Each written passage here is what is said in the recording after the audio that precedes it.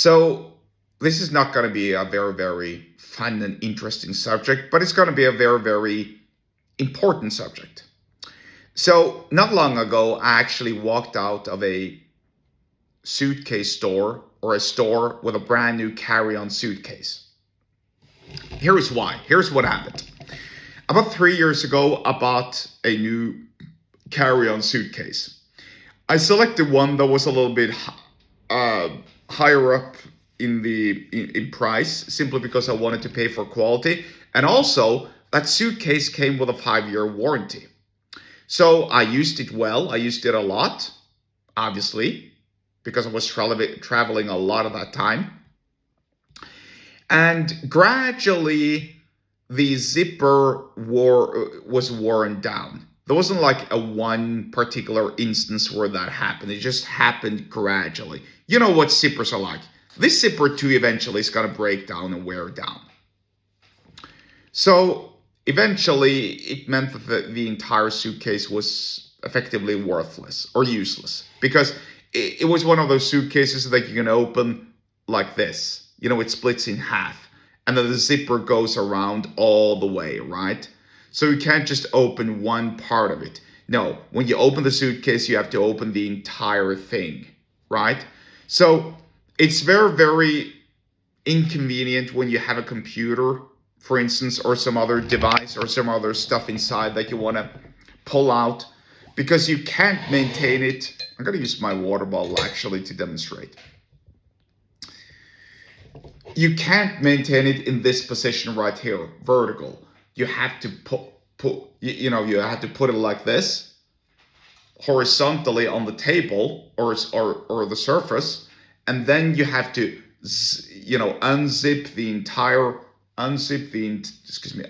entire suitcase, and then open it up like this, right? And try unzipping and opening up a suitcase when it's vertical like this. Everything is gonna fall out, right? It's really, really inconvenient. So, but anyway, I was using it, and by all means, it functioned very, very well. It gave me a lot of value for for the money, I want to say. But like I said, the zipper gradually wore down, and effectively it became useless. I couldn't even shut the damn thing, or I couldn't even close the damn thing. So I walked back to the store. I had my warranty tag, or whatever you want to call it, intact. I had my receipt. Not my recipe, but my receipt. I had my receipt intact. I had all the documentation I needed. So I walk in. I politely ask the sales lady behind the counter. She's a little bit skeptical, but she says, "Okay, look, I'll take a look at it. I'll keep your warranty tag.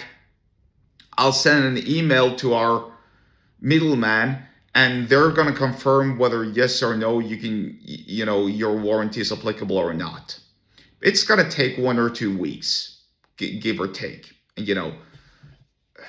And I'm standing there going, "Oh, for crying out loud." Well, okay, at the very least, because I really needed that suitcase pretty fast, because I was actually going somewhere at that time. But anyway, so I accept it. I walk out. The very next day, they're calling me, and they're saying, "Hey, good news.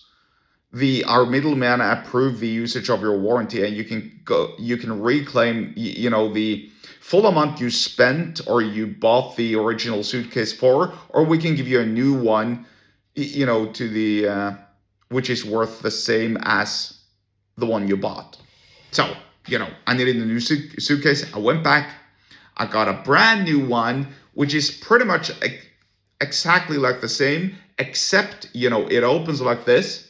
But there's also another external compartment on the outside, which opens like this, which means I can store my computer there, and, chargers, cords, wires, whatever. It's much more convenient. And this is my point. The service was so excellent. It went so fast. They suggested 1 or 2 weeks. It took less than 24 hours. I think it was like 2 or 3 p.m. in the afternoon when I walked in. The very next day, They got back to me at like 10 a.m. in the morning.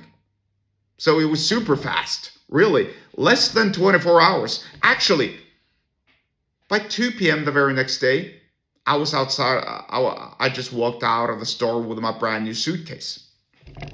And so the point of all this, just to show you how superior service and by taking care of your customers will persuade them to remain loyal with you. Because I'm going to go back to that store the next time I need a suitcase. That's for sure. Think about that. And think about how you can apply sales and persuasion in your own business as well to attract more loyal customers.